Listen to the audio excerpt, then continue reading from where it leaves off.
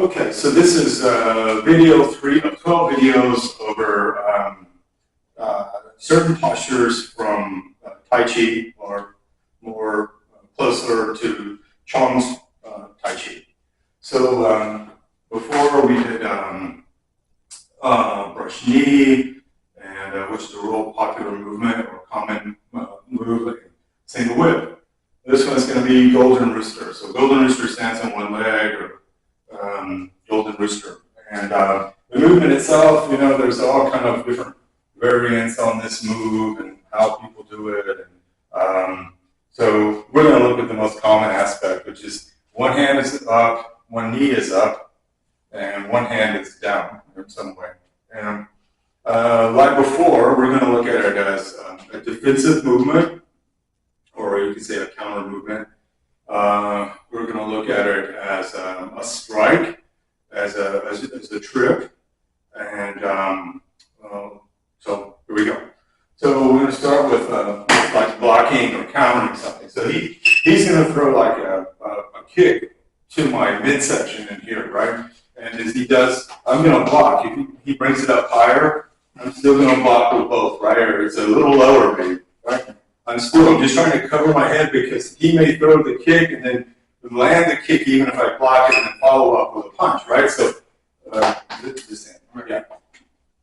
So I want to be able to protect myself, right? So I'm a high and a low line. So like I'm about to go like this and then hit, right? So he does the move to me, right? I block, and boom. Right? So you do it off the other leg, the same thing. It's pretty functional, right? Block here, right? Protect myself, whether he just does the kick or the kick and a punch. And then a knee. So this is, we'll say we're inside with a person and he's trying to grapple with me from standing up. And if you think this is this side, right? So I'm going to use this hand to kind of control the back of the neck. And then as the knee comes up, I'm going to use it to strike him in his torso. And I'm going to try to control this arm. This regard, right, like this. I can do it off the other side, it's the same thing, and I would practice it with people, right, this way. And then we have tripping him, right, and it's in the swajao category, this would be called outer lip hooking.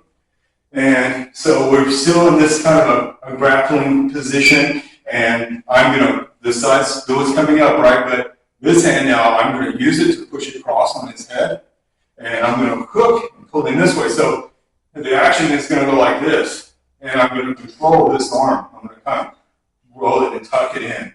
So from here, I would come up, and I'm going to place it here, and I would push and pull this in, right? So I'm trying to twist his torso under, and I would scoop his leg from under him, this way. And then we have it as a strike. And it says someone is in your personal space. And you know, they're affecting you, or they're trying to affect you. And in this situation, this hand, I'm going to make this hand go out to his throat, or you can hit him in the jaw. I'm going to hit him right in the collarbone so I can do it with a little more force.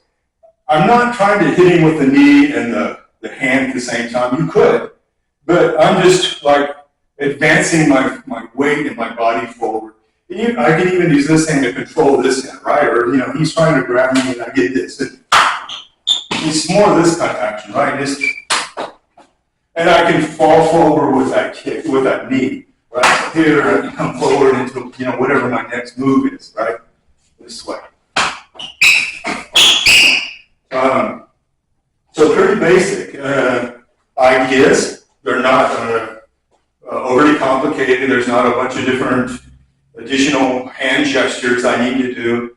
It's just the position and the angle that I'm trying to use. So we'll try over here again, just on the mat, just so that we can do one piece. But so as I'm trying to defend myself or counter or block a kick, right? And I don't know where it's going to come. All I know is it's going to be here somewhere. And so I draw myself up to cover, right? Again, I come up and I cover. If he has the follow-up with a kick and he throws the punch, it's the same thing. One and then boom, I'll come through again. The knee itself, right? Again, I'm in here with him, and he's trying to get a hold of me, and I have my hand. I'm trying to control the base of his head, and I'm just going to come in. I'll pull this into me if I can. I'm going to come up with this knee and spear, right? Just spear, and you can kick him in the groin. You can hit him in the, you can hit strike the knee into his thigh. You can go for the groin or the ribs. I mean, if you've got really good flexibility, well, outer leg cooking. So, same thing, I'm in here and I'm trying to control this guy.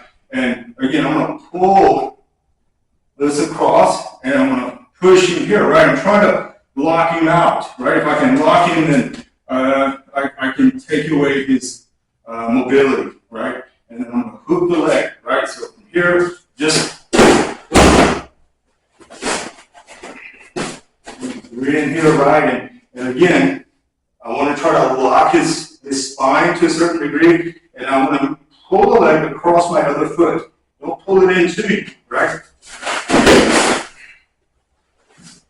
And then it's a strike. Just think of it in a real practical way. We're in here, and I'm like, say he comes to, but when he starts to come in on you, again, the guy's trying to charge in on you like this, and I don't want a part of it. Just use it in this way. It's very simple. Anyway, like I said, these little videos are mainly more just when you see Chang Shi Taijiquan, why is the body more elongated like this? Why are they doing this different than this other system? Whether it be Sun or Yang or Wu. So hopefully this will give a little explanation. And I think they're very practical movements. Nothing in this I haven't learned from my teacher. So anyway, I hope you like it.